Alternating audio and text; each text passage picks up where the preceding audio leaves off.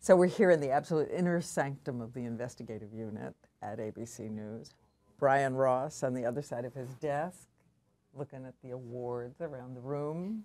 Can't count them here, but looking at them. Want to ask you about tonight's report. Tell me about it. We got tips from whistleblowers online saying, you want to look at government waste. Here's what the FAA is doing at a time of their equipment breaking down. They've got computers back in the 60s. And this came online from tips, whistleblowers. FAA whistleblowers inside the agency.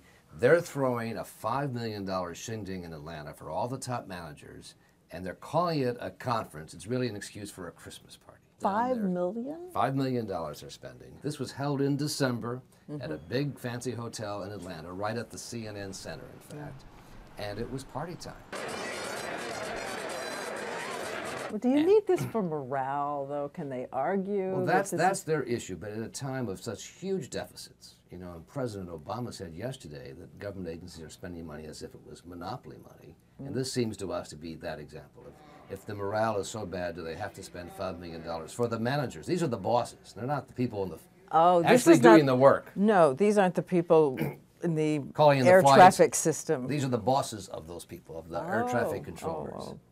So tell me about you walking into one of these rooms. So we show up there, and suddenly the heads are turning, and we identified the top FAA official who was sort of running the show. Hi, Brian Ross from ABC News. How are you? Question for you. Is this really a good use, you think, of taxpayers' money to bring all these people to Atlanta? This is what we did, was just sign a new contract. They say they had to do it at a meeting because they were going to brief all the managers on the new contract for the air traffic controllers. But we discovered the contract actually was passed in August, and it's been in effect for 2.5 months. But you couldn't do this by teleconference? No, because we are actually not just doing the contract itself, but we're also trying to talk about how we're going to work with the employees. It's going to change the atmosphere. And then as we were talking, suddenly the FAA employees jumped the cameraman and the sound man, tried to block the camera. Hi, how are y'all doing? Hey, what are you doing on the microphone there? Hey, why don't y'all leave, please? Who are you? You have been asked who to leave. are you? So Who are you? let's go. We need to walk out. Hey, Mark, get this. Security. Who are you? Just so I know who you are. You just come up. Who are you?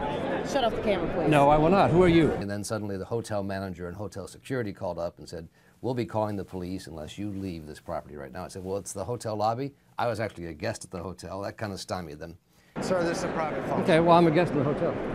Maybe the party was thrown in by the hotel because they were so happy to book all these rooms in the middle of December. So a personal question. When you're getting ready to walk into one of these rooms and you assume that it will not be a cordial greeting, Right.